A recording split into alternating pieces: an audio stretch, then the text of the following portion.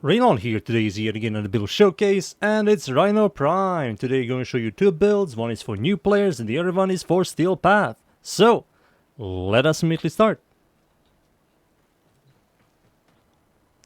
Alright, let's start with the mods for new players.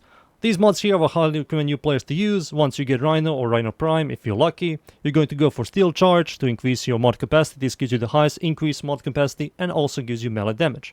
Flow for maximum energy, Intensify for 30% ability strength. I have 190 because of Shards. This is something you won't be getting for quite a while. You're going to have 130, which is going to be more than enough for regular start chart. Streamline for ability efficiency. Your abilities will use less energy. Continuity and Argon Message for ability duration. This will make your abilities last longer. Stretch and Argon Range for ability range, bigger radius. And Steel Fiber, this will make your second ability give you more overguard, which means more survivability. And that's it. These mods here are highly recommend new players to use, and now it's time for the Steel Path build. For the second setup, the mods I'm using here, a bunch of ability strength, ability duration, energy economy, range, reinforced stomp to sustain your overguard. Let's say you have 1 million overguard and something does like 500,000. You press 4 and your overguard is back to max. It's that good. It's really good. Health conversion, Health Orbs grants you 450 armor, stacks up 3 times. Taking damage will consume a stack after 3 seconds. Consuming the stack requires enemies to do health damage. We have Overguard, so we have forever 1350 flat armor, which makes his second ability slightly stronger. Not only that, synergizes really well with Arcane Battery. Arcane Battery gain 0.30 maximum energy per armor point, up to 1000. With Flow, you have like 460 maximum energy. With health conversion, energy, Arcane Battery, you have like 650, which is much higher maximum energy. For me personally, I like it much more. For the second Arcane, Multi-Augmented, after 250 kills, you get a permanent 60 ability strength, which is quite nice on Rhino.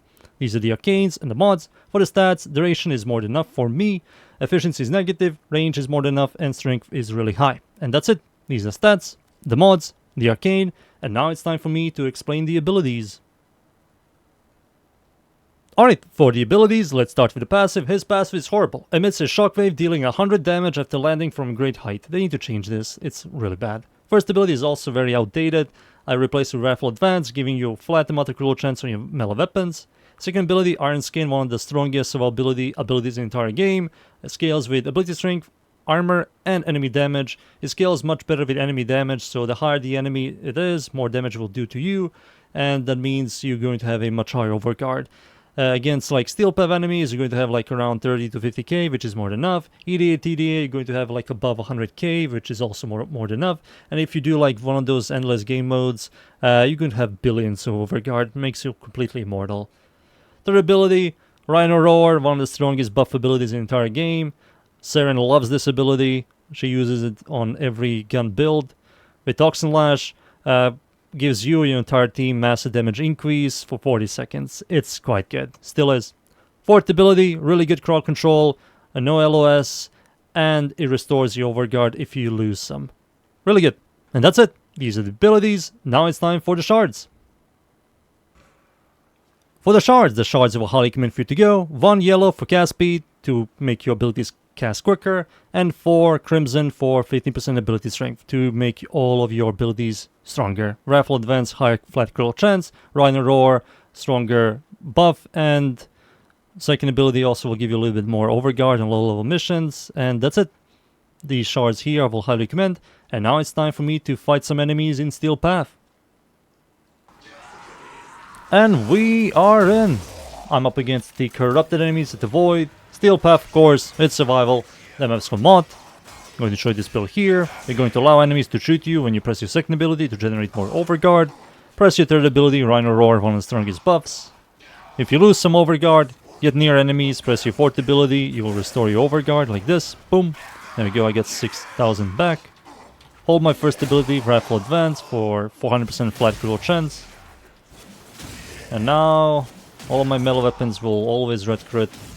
Always do stupid damage thanks to Rifle Advance and Rhino Roar. You can swap to your secondary, you have Rhino Roar. Rhino Roar is one of the strongest. I don't have to repeat myself. You will make any weapon like very, very good.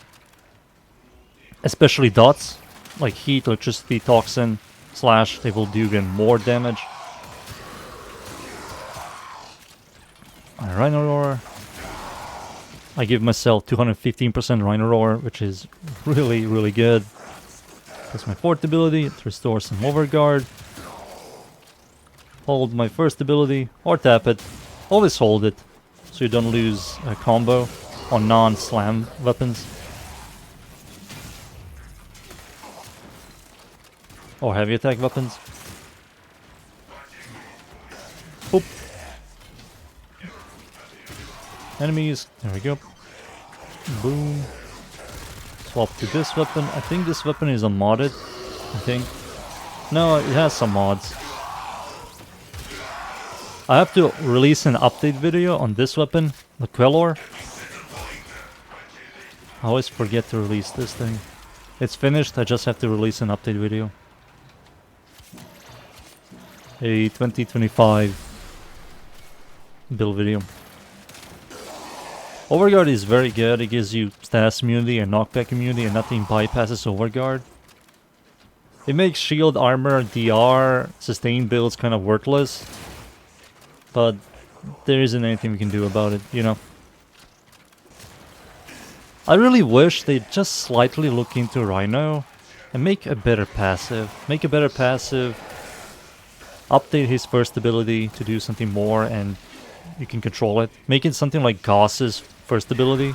Maybe not the same, but do something about it. It feels very clunky. His passive is like horrible. Like the shockwave that does 100 damage. Like what the hell is that? There you go. You can also crowd control Acolytes, as you can see, with your fourth ability. You can't even move. Oh, there we go. Oh, he nearly died. There we go. And he's dead now. The crowd control on Acolytes doesn't last long, but it's still like a solid crowd control. It reduces their movement speed by, what was it, 97.5? If I'm correct? 97.5, yeah. I think it also works on Necromechs, which is insanely good. But yeah, that's the Rhino build. Time for me to leave, boys, and be right back. Rhino Prime is still very, very good. I hope you guys enjoyed the build. Thank you yet again everybody for watching. Leave a like, sub, and of course, see y'all next time. Thank you. Goodbye.